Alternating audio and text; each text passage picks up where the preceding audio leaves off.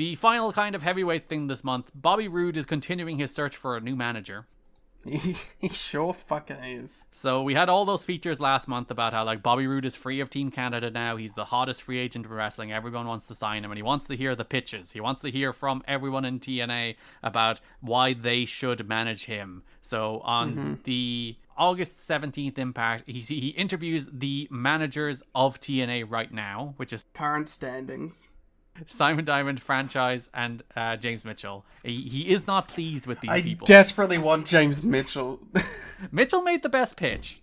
He did, but I like the idea of like Bobby Roode, money, evil, evil capitalism, demon With Abyss just there too.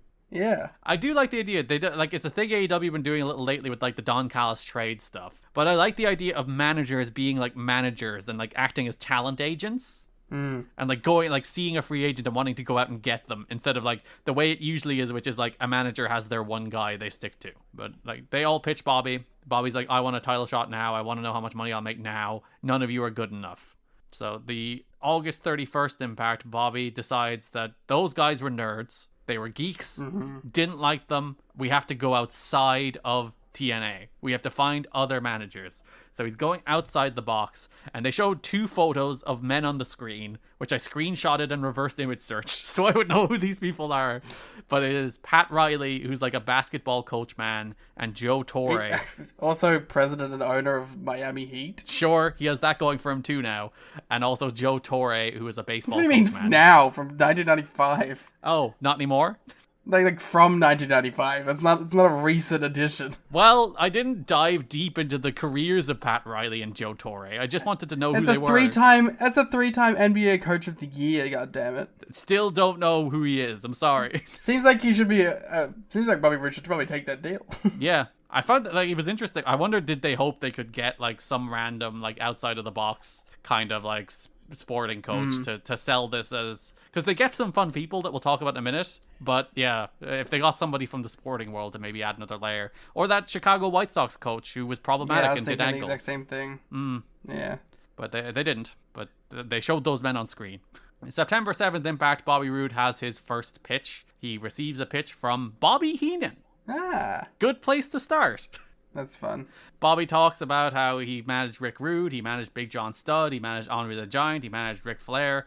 All the men he's managed to become champions. He gives and then he's like, I have this real estate company. If you want to invest on the ground floor, here's a little cash for you and your wife to go for dinner. Then Rude says he's not married. So Bobby's like, you can give me the $10 back next time you see me. No, that's like, go have dinner, here's $10. And then he tells them the money is Canadian, which is a nice gesture, but they don't accept that in Orlando, Bobby. He can't buy dinner with it. Not legal tender. Also, currency conversion wise, he probably wants it to be USD. I think this might be the last television appearance for Heenan anywhere. I wonder. When does he do like the WWE Hall of Fame stuff? I think that might have been earlier this year. I have no clue. Where he did some like Hall of Fame inductions. But like his last commentary appearance was the calling the Turning Point match last year. I believe this is the last appearance of him on television in any capacity. Still immensely funny. Oh no, he was on WWE TV in 2007. So one of the very last appearances of Bobby Heenan on television here. And yeah, still, like, obviously he is having comprehensive health issues at this point. You can see it. You can see his health deteriorating.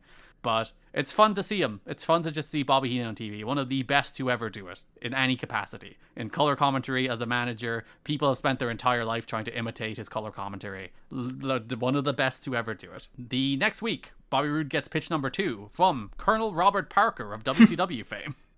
I would have said yes to Sherry.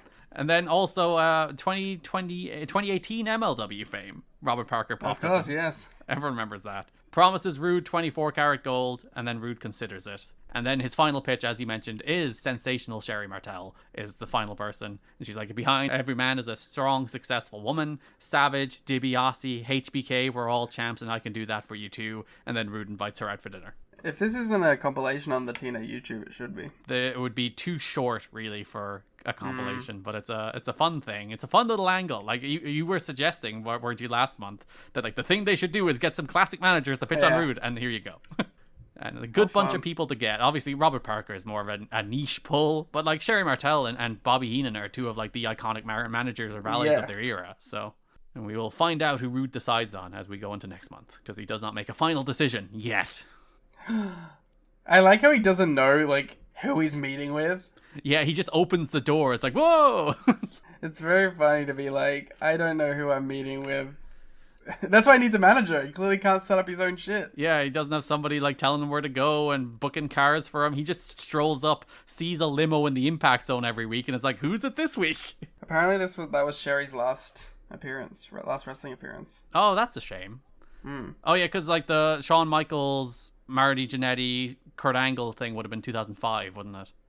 Where she did an angle as part of that. But yeah, so one of those small bits of TNA history, the final Sherry Martel appearance in TNA in wrestling history. I don't know. Obviously, like it'd be impossible to like work it out, but like Sherry would have been perfect. Yeah, she would have been really good. She would have been really good for that spot. Yeah.